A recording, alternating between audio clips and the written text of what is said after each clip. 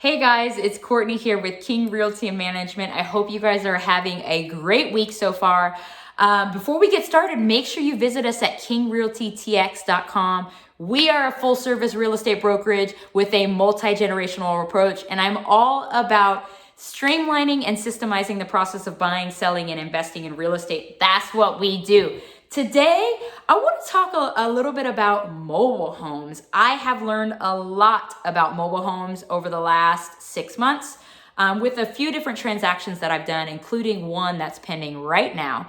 And I've learned a lot, so I wanted to bring that to you. Whether you are selling a mobile home or buying a mobile home, these are the things that you need to be aware of. Number one, oftentimes mobile homes are considered personal property if you do not affix the mobile home to the land, but also there are certain things that you have to record in order for the mobile home to be considered real property. I learned that because on one of my listings, it was not considered real property based on the property filings. My client owned the land and he owned the mobile home. And both were registered at the county level, but there's an additional document that has to be recorded. If you are buying a mobile home, your lender is going to want to make sure it's recorded properly so that that mobile home is considered real property. Okay, the more you know, right? The other thing is when you're buying a mobile home, sometimes the mobile home is owned by one individual and the land is owned by another individual, okay? Some mobile homes are set up so that you're paying to use the space that mobile home is on, but you're actually only buying the mobile home. Make sure you're clear as to what you're buying, okay? In that example, like I said, my client owns the land and the mobile home, and we just have to record that document. But I want to share that with you so that you're not under the impression that you're automatically buying the land and the mobile home. It really depends on where that mobile home is placed. So make sure you do your due diligence. That's another reason why you really should have an agent if you're buying something like this, okay? The other thing is making sure you have a good survey. Sometimes an owner, one of my clients in particular, had an old survey which was just the raw land. It didn't have the mobile home actually on the property. That survey with just the raw land, especially if you're financing the purchase of a mobile home, is not going to be sufficient. So make sure you factor that in your cost or factor that into your negotiations if you're buying a mobile home, okay? I'm going off of memory here. Let me see the other things. Those are the main things. Last but not least, the type of financing that you're using for a mobile home is very, very, very important, okay? Not all lenders lend on mobile homes. So number one, you got to ask your lender if they do mobile home deals.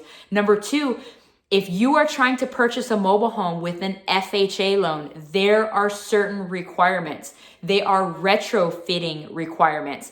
This is actually something that we had to do on one of my listings is my client had to pay a company, which I have a bunch of referrals. If you guys want one, just reach out to me or comment below.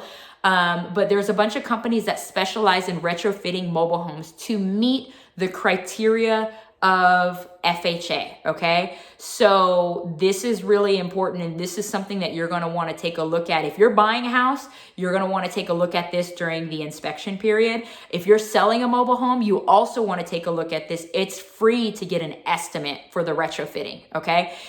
Especially with the price points that are very common with mobile homes, it would be a good idea to do that now before you list it so that it doesn't delay you getting a buyer or going under contract or all of that good stuff. A lot of these retrofitting companies will allow you to pay for the retrofit at closing. Who knew? This is why I'm here. So that's important. Conventional financing is a little bit more. That's a mortgage loan that is not necessarily backed by the federal government. It's a little bit different. You want to make sure that your lender does that type of conventional financing for mobile homes. Most lenders do, but that's that. The last thing, and this is a lesson that I learned on my most recent mobile home transaction, make sure you use a local mortgage lender, meaning at least at a minimal local to where you're buying. In our case, Texas. One of the buyers that previously tried to buy one of the mobile homes that I had listed was using a California lender who just didn't have a clue. Long story short, if you want to know all the ins and outs, just reach out to me directly because it is a very long story. Making sure that you use a somewhat local, at least local to your state lender, especially in a mobile home deal, is very, very important because there are certain caveats that lenders outside of our local area will not know, and it could end up hurting you, the buyer, and potentially the seller, like it did us. Okay. The lender that the buyer was using was out of California instead of Texas. And this was kind of a rural, very suburban part of Texas. And they totally killed the deal. For a lack of a better term. So make sure you're not only doing your due diligence on the requirements of retrofitting the home, the mobile home, but also that you're making sure that your lender actually does mobile home deals and they're familiar with the area and all of that good stuff. I always like to share what I'm learning on all of these deals because if we're not learning, after all, we're not growing, right? So I hope this is helpful for you. Make sure you visit our website, kingrealtytx.com. We're on Instagram at King Realty Texas, all spelled out. We're also on YouTube, which is King Realty TX. If you search that, we will pop up.